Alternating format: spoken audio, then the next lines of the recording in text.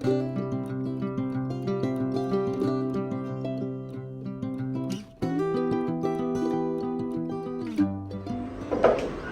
Afternoon friends, আশা করি তোমরা ভালো আছো, সুস্থ আছো। আজকে ভিডিওটা অনেকটা লেট করেই শুরু করলাম, কারণ আজকে সকালবেলাও প্রচুর কাজটা ছিল, ওই জন্য সকালবেলা টাইম পাইনি। আর এদিকে আমার এই পাশেই রয়েছে ক্যারিমার্ট, একটা মেগা শপ টাইপের। তো ওখান থেকে একটু যেগুলো মানে ইমার্জেন্সি জিনিস সেগুলো একটু আনিয়ে নিলাম। মানে এক ট্রে আন্ডা এনেছি। তো ওরা এখানে ওই যেগুলো পাওয়া যায় আমাদের ওইদিকে একটু কাগজ টাগজ মতো দেখতে, ওই জিনিসটা মানে ইউজ করে না, ওরা একদম ট্রে করেই দেয়। তো এই ট্রেটা আবার ওদেরকে মানে ফেরতও দিয়ে দিতে হয়। তো ওগুলোই ফটাফট আমি ওই ট্রেটা ঠিক করে নিচ্ছি, মানে সব ডিমগুলো ঢুকিয়ে নিচ্ছি। এরপরে আস্তে আস্তে তোমাদের সাথে ব্লগটা নিয়ে আসবো। আজকে একটা নতুন রেসিপি রান্না করব, তো সেটাও তোমাদের সাথে শেয়ার করব। চলো, এই যে এখানে একটু কুমড়ো আর একটু টমেটো আনিয়ে নিয়েছে, একদম শেষ হয়ে গেছিলো। আর ওকে ওই জিনিসটা দিয়ে দিও, বাইরে দাঁড়িয়ে আছে ছেলেটা।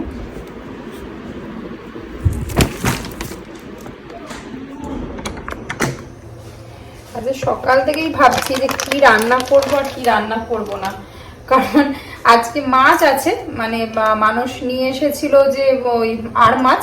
তো আর মাছ রয়েইছে ফ্রিজে, কিন্তু আর মাছ আমাকে আর খেতে ইচ্ছা করছে না এত মশলাদার করে। আজকে ভাবছি একটু ডিম করব, কারণ কালকে তো বৃহস্পতিবার, তো ওই জন্য বৃহস্পতিবার দিন ভেবেই একটু ডিম রান্না করব। আর ডিমটাকে আজকে আমি ওই কষা কষা করব না, ভাবছি ডিম পোস্ত করব। আজকে সকালবেলা কি হয়েছে, দিদিকে ফোন করেছিলাম, দিদি বলছে ডিম পোস্ত রান্না করেছি। ওটা শুনেই মাথার মধ্যে ক্লিক করে গেল, আজকে তাহলে আর এটা খাবো না, তাহলে ডিম পোস্ত করা যাক। চলো তোমাদেরকেও তাহলে রেসিপিটা শেয়ার করি। আমি দিদির কাছ থেকে আর শুনিনি দিদি কি করে বানায়, তো আমি আমার নিজের মতোই করছি, তো তোমাদেরকেও সেটা শেয়ার করি। আর এদিকে নুনও শেষ হয়ে গেছে, তো নুনটাকেও আগে ঢেকে। আমি আজকে তোমাদেরকে বলেছিলাম আজকে তোমাদের সাথে একটা রেসিপি শেয়ার করব, ডিম পোস্ত। তো এখানে আমি ডিমগুলোকে তো ছাড়িয়ে নিয়েছি, কড়াইতে এবার সর্ষের তেল দেবো, অল্প করেই সর্ষের তেল দেবো। তার মধ্যে একটু সামান্য হলুদ দিয়ে ডিমটাকে আগে হালকা করে ভেজে নেবো। এবার আমি আর একটু সামান্য সর্ষের তেল দিয়ে তেজপাতা আর দুটো শুকনো লঙ্কা হালকা করে ভেজে নেব।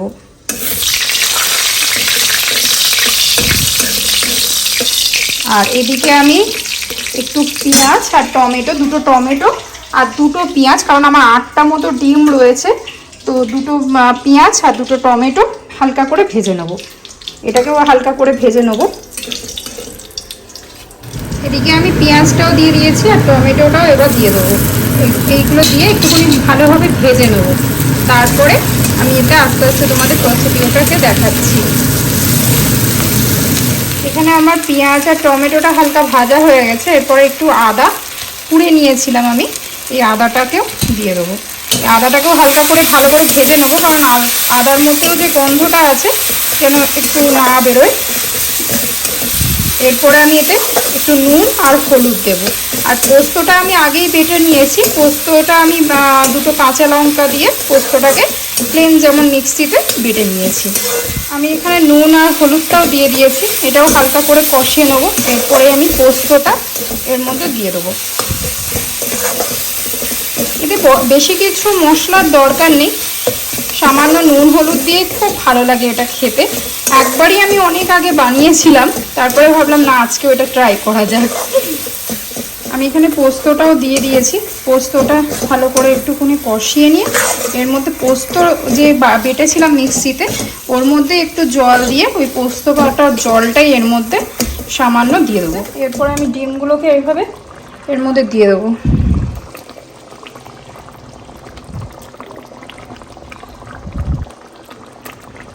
আর এতে আমি একটুখানি ধনেপাতা কুচিও দেবো, তো এটা লাস্টে দেবো, একটুখানি ফুটে যাক। আর নামানোর আগে সর্ষের তেল দেবো এতে।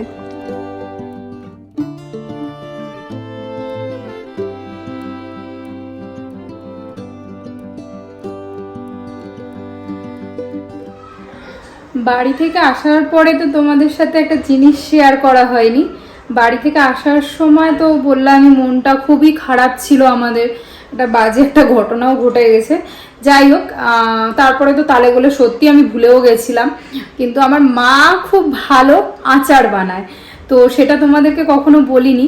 তো এবার বাড়ি গিয়েও আর দেখানোর টাইমও হয়নি। মা প্রচুর ধরনের আচার মানে বানিয়ে রাখে। যে ঘরটায় আমি ছিলাম তো ওই ঘরটার একটা বক্স জানলা আছে, তো সেই বক্স জানলার উপরে সব মা কাঁচের বয়ানগুলো সাজানো ছিল।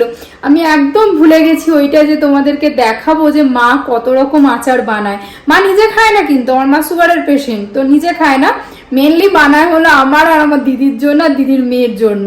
তো মানে এবার তোমাদেরকে শেয়ার করি আজকে কি কি মা আচার আমাকে পাঠিয়েছিল বাড়ির থেকে। এটা একটা কুলের আচার, এই যে, আর এটাও কুলের আচার, কুল আর সাথে চালতা দেয়া। আর এইটা হলো অনলি চালতা, কারণ আমি চালতার আচার খুব ভালোবাসি বলে মা এই চালতার আচারটা আমাকে এই সবটাই দিয়ে দিয়েছে। তো এটা তোমাদেরকে আমি আজকে শেয়ার করে দিলাম যে মা অপূর্ব আচার বানায়। মাঝে মাঝে মাকেও আমি বলি, মা তুমি তো বিজনেস করতে পারো আচার নিয়ে, যে এত ভালো আচার বানাও। আমার এখন অলরেডি জিভে জল চলে আসছে, অপূর্ব আচার বানায় আমার মা। তো যাই হোক, আজকে তোমাদেরকে একটা ছোট জিনিস শেয়ার করলাম, আশা করি তোমাদের ভালো লাগবে। আর মা আচার অপূর্ব, মার আচার ওফ অপূর্ব।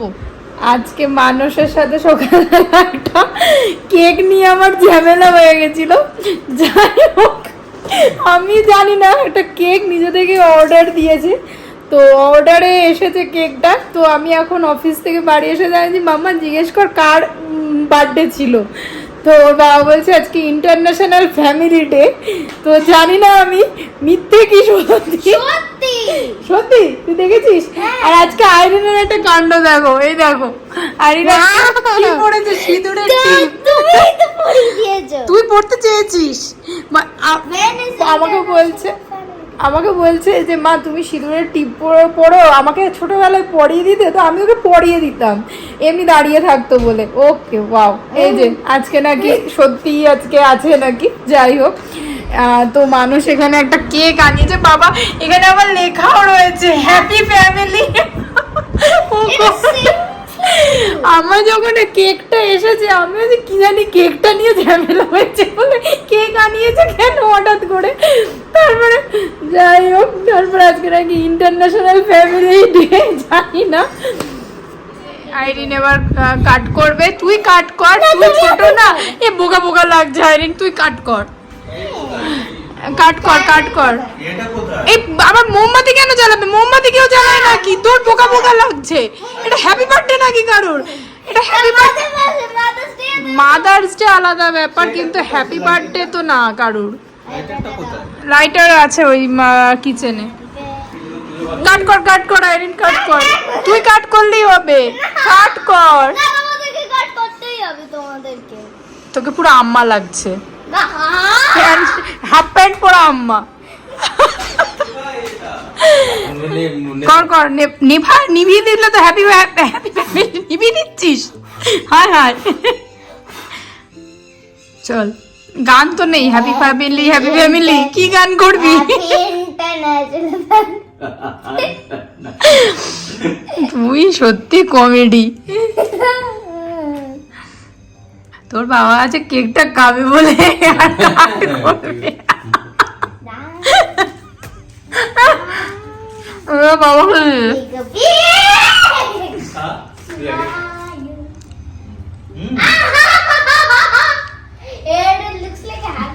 এবার তুই নিজে খা। হ্যাপি হ্যাপি হয়েছিস? কেকটা সকালবেলা একটু কম হয়ে গেছিল তোর জন্য। আজকে কেক ডিনার করবি কেক দিয়ে? না। আরে তোর রেসিপি কেমন লাগলো খেয়ে? আজকে নতুন একটা রান্না করে তোকে। চিকেনের মতো ছিল, ভালো লেগেছে খেয়ে? হ্যাঁ, ইয়াম্মি লেগেছে। ঝোলটা পুরো চিকেনের মতো ছিল। হ্যাঁ, ঝোলটা তুমি যেমন করো চিকেন মতো, ওরা মতোই ঝোল ছিল। এবার এটা শেষ কর, ফিনিশ কর, আধা তো খা। হ্যাঁ, আমি পুরো একটা ফিনিশ করব, আমি একটা। চল সেটা বলো। ভালো লেগেছে, অন্যরকম টেস্ট। হ্যাঁ, চিকেনের মতো টেস্ট না? না, ভালো লেগেছে এটা খেয়ে? হ্যাঁ ভালো। ডিমের ভাপা না, ডিম পোস্ত। ডিম পোস্ত তাই ভাবছি। তাই নাকি ভাবছি? ভাবছি আইরিন বলেছে এটা মাংস। এটা মাংসের মতো টেস্ট। এটা গ্রেভিটা অয়েলের মতো। পাবদা মাছের ঝাল হয় অনেকটা। না ওরা পাবদা মাছের ঝালের কথা বলছে, তুই বলছিস এই তুই কি করছিস এটা? হ্যাঁ, আর গোটা সাদা রঙের ওটা খেয়ে নিয়েছিস, চিনি বসে চিনি খেলি খানি। ওটা তো ক্রিম দেয়া।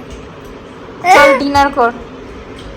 আজকে তো এই ঘরের বিছানার চাদরটা তুলে দিয়েছিলাম, তো এই লেহেঙ্গার ব্যাগটা ভাবছি এর ভেতরেই রাখবো, কারণ কোথায় রাখবো তো ঠিক বুঝতে পারছি না। এখন এত বড় ব্যাগ, কারণ এইগুলো সব ফুল, মানে আমার ঘরে 3টে ঘরেই এরকমই করা রয়েছে কিন্তু সব ফুল। তো ভাবছি এটার মধ্যে যদি ঠেসে ঠুসে কিছুভাবে রাখা যায়, কারণ লেহেঙ্গা তো সেরকম পরা হয় না, কোথাও পরারও নেই। তো ওই জন্যই এখন আপাতত এর মধ্যে থাক, আবার হয়তো মেয়ের বিয়েতে গিয়ে পড়তে হবে। হ্যাঁ, মাম্মারই তো জায়গা আছে। আচ্ছা দেখা যাক। এখন মামার ওটা তো তাহলে তো আমার তো চাদরটা তো সব তুলতে হবে, ওটার তো খুব ঝামেলা।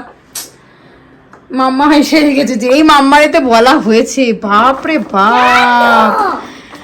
তোর এটাতে রাখার আর না রাখার কি, ওর ওতে লাইট রয়েছে। যাই হোক দেখছি এখন কোথায় রাখা যায়। আমার তো ইচ্ছা ছিল এই রুমে রেখে দেয়া, এখন দেখা যাক কি হয়। ওই লেহেঙ্গাটা তো এর মধ্যেই ঢুকিয়ে দিয়েছি, মানে এই বেডের নিচেই। আর এই জামা কাপড়গুলো ফটাফট ফোল্ড করে নেবো এখন। আসলে সকাল থেকে আর ফোল্ড করা হয়নি, দেখি এখনই ফোল্ড করে নেবো। আইরিন একটা এখানে সিনেমা দেখছে, তো ওটা দেখে নিক, আর তারপরেও আইরিনকে ডিনার দিয়ে দেবো। তাহলে আজকের ব্লগটা এই অবধিই রাখছি। যদি কিছু ভালো লাগে তাহলে একটা লাইক করে দিও, শেয়ার করে, আর সাবস্ক্রাইব করতে ভুলো না। আমি এখন একটু এডিট করছিলাম, তো এডিট করে নিই কালকের ব্লগের জন্য। চলো আজকের মতো টাটা, গুড নাইট। মামা গুড নাইট বলো। Good night. চলো টাটা।